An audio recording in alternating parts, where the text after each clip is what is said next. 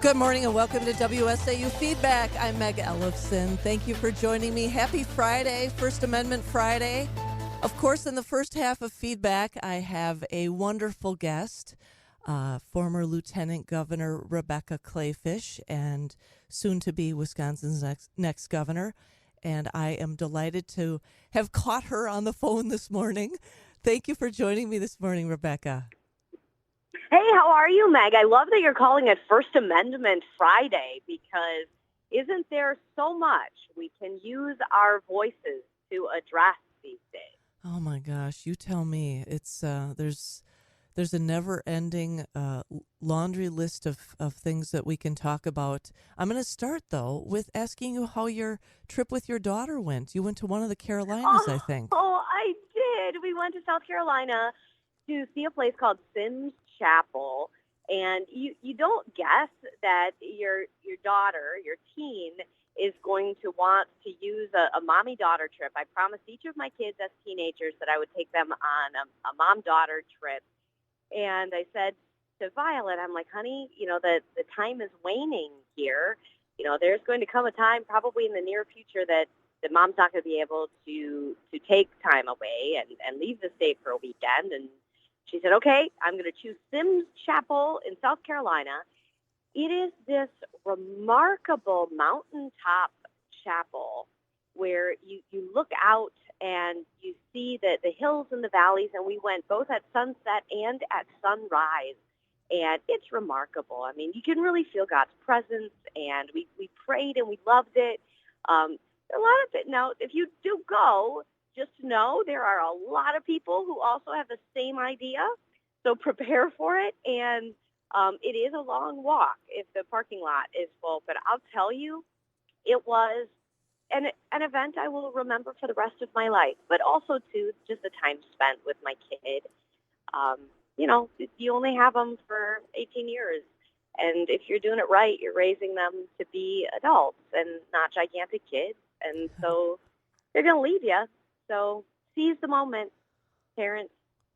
It's sort of bittersweet, isn't it? I mean, I just think about my kids when they were teenagers, and, I'm very impressed. You must have daughters that are extra awesome, because my boys, when they were teenagers, the last thing they wanted to do was go on vacation with mom. I was not cool enough.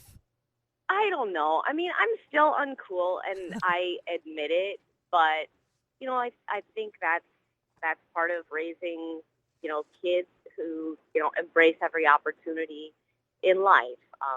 She knows how I try and serve the state, that I see the state as my mission field to do good work. And I think that they have taken little pieces of that.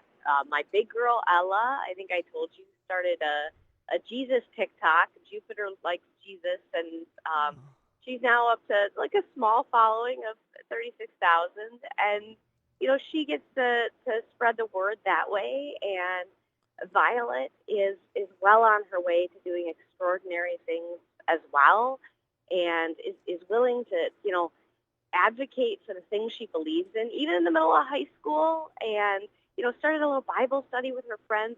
I'm just so proud of them. But I know that is so not why you wanted to talk to me this morning, for me to just sit and brag about my children. It I am very totally happy is. to do so. Yeah, well, and it is, because it just shows that you're, that you're a well-rounded person. And I mean, that's why you and I are such good friends and have gotten to know each other over the years. So, well, let's talk about, there's no good way to transition into this, so I'm just going to jump right in.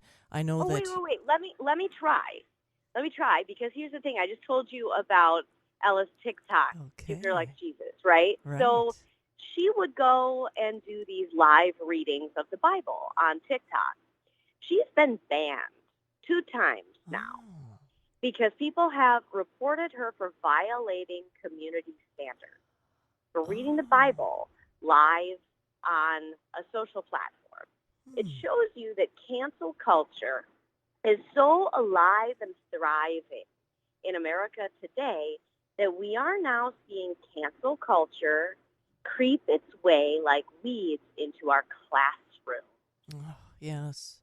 Well, just the idea that how could you be in violation of community standards by reading God's word? I mean, really? I mean, how do they justify that? But they do. Because people are offended by it, Meg. And today, if people are offended, you stop whatever you're doing, you stop whatever you're saying, you address the concerns of the small but very vocal minority, and you pacify them. And in many cases, you cave. And we can't do that. We can't cave. And the column I wrote on Sunday night basically says we can't let cancel culture creep into our classrooms, and we can't cave. Well, yeah, and I think you also commented on the Oconomowoc mayor who ordered the police chief to remove the thin blue line flag from the Yes. police department. But I mean, Yes. thankfully, I think he backtracked on it. But still, the idea that he had to be called out before he realized how foolish and how ridiculous it was, that and offensive it was to call for the flag to be taken down. I think you are 100% right. And I used two examples. This was in a video diary that I think we put out on Facebook yesterday. And you can find that at Rebecca Clayfish on Facebook. Then I think I also put it on Instagram. That's also Rebecca Clayfish. But, there are two examples that I just used of local government. And you know that I fight for conservatives to be represented at local levels, even in these nonpartisan positions, because I'll tell you, decisions made at school board, town board, county board levels right now are affecting our daily lives. And the column I wrote Sunday was about critical race theory creeping into our classrooms. But I also made an example. You're right, the Oconomowoc mayor saw that there was a thin blue line flag being flown above the police department, right? The thin blue line represents, the place on which our law enforcement stand in order to protect us from evil. It's basically good versus bad in an epic showdown every day, and law enforcement stands on that thin blue line. And so they flew this flag. The mayor of the city got some calls from, obviously, some liberal angry people who were offended by it, and he said, okay, let's quick take it down. What we need today are people who will stick to their guns because they were represented they were elected to represent the majority of the people, not the vocal minority. The minority didn't win the election. That's not how things work here in America in a democratic republic. So you pick, and then the majority get to choose who leads. The majority chose that mayor. The mayor should have stood with the majority. And eventually he said, okay, well, we'll put it back up at some point. But, this was flying during Law Enforcement Week. A good example of how to do it is Kettle Moraine School Board. They had called a board meeting, and at that board meeting, they peeled back their mask mandate in schools. They said, hey, kids, if you want to wear a mask, you can wear a mask. If you don't want to wear a mask, you don't have to wear a mask. And we know that there were liberal activists who got a hold of that decision, used a legal loophole in order to get the board just hours later. So this was just like 48 hours later, back into a board meeting and have them re-vote on the same thing. But you know what? They knew that the majority elected them, Meg. They made the exact same decision representing the majority. And we've got to stand up for the majority of voices. And the majority in America does not want critical race theory in our classrooms, because critical race theory teaches children that we ought to be judging people by the color of their skin. And, great American civil rights hero Martin Luther King said, he dreamed of a day when we judged people not on the color of their skin, but the content of their character. Our Constitution, our Wisconsin Constitution, says all men are born equal and equally free. And we've got to acknowledge that. Critical race theory does the opposite. Rebecca, there were so many points that I was thinking about making when you were talking, and I jumped back to the school board having to do a revote, and I'm not sure you're aware of what we've been talking a lot about on this program about the Marathon County Board and the revote of this Diversity Affairs Commission in Marathon County. They keep pushing. They started out with a resolution called "No Place for Hate," and then it had a lot of charged rhetoric, and really ultimately, it's gone through so many iterations, and they keep pushing and pushing and pushing, despite the fact that the executive committee has rejected it multiple times, and now they are working on yet another revision of this, and they refuse to take no for an answer, and they've now renamed it a community for all, but it still contains words like equity rather than equality. And, that's something There's a that, huge difference. yeah. And we've been, trying to push back. But, I mean, it's the same kind of idea is that it's, with critical race theory, teaching America's children to hate their skin color if they're white and to hate themselves and to somehow blame themselves for that which they're not guilty of.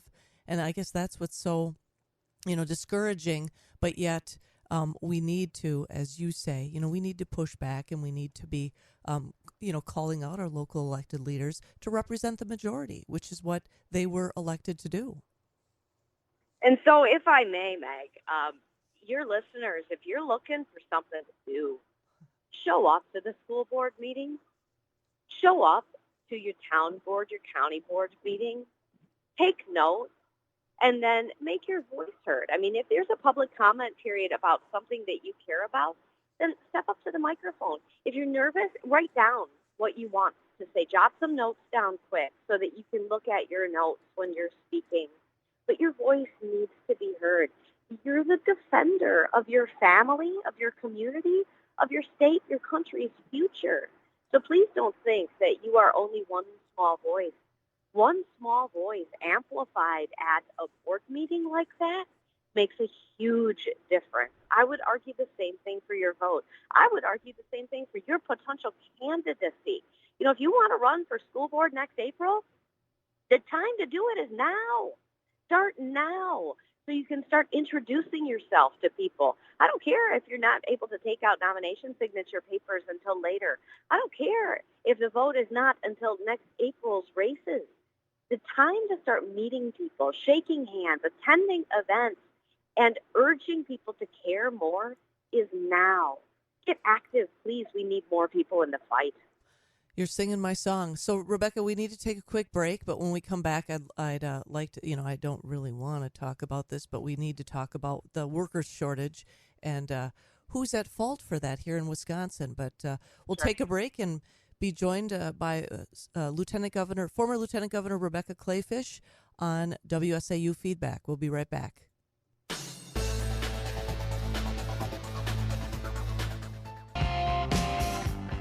Good morning and welcome to WSAU Feedback. I'm Meg Ellefson. Thank you for joining me this morning. I am joined by my guest, former Lieutenant Governor Rebecca Kleefisch, soon to be Wisconsin's next governor. Thanks for joining me, Rebecca. Meg, you crack me up. You make announcements well in advance of me ever even thinking about it. So God bless you, Meg. Oh, silly me. Okay, well, so before we took the break, I'd alluded to the fact that we were going to talk about this disgraceful worker shortage and the fact that our governor is enabling this to continue and unfortunately hurting small businesses throughout the state of Wisconsin, and would like to get your perspective on it. Yeah, Tony Evers is not listening. He is the governor who does not listen to the will of the people. And, Meg, the will of the people is the law of the land. And what is the sad shame here is the people have been clamoring for more help in the workplace for months. I mean, as we have recovered from this pandemic, we have seen such a lack in the workforce. We have job creators, employers who are posting signing bonuses of $500, $1,000. Wages have risen. And we know that there's not as much of a skills gap today as much as we are seeing a will gap. Yeah. People who are unwilling or don't want to return to the workforce, and here's why. The federal government has offered a $300 additional booster payment on top of unemployment insurance. So every week when someone who is on unemployment insurance gets their check, they're also getting this additional $300. Well, if you take a look at what you would make at a entry-level job, uh, there are a lot of situations under which you are actually going to be making more money by not working and taking unemployment insurance than you would if you returned to the workforce. This is no good. This is the government competing with the private sector. And if the government had sought to have an increase in wages because of scarcity of labor, it's happened. I have a buddy who owns like a supper club and entertainment venue. They have some bands that come in, and he is now paying his what I call backstage staff. So his line cooks, his fry chefs, and dishwasher folks who are behind the scenes, not the servers, $20 an hour. Jeez. And Meg, he still has to shut his doors 3 days a week because he can't find enough people to take these jobs.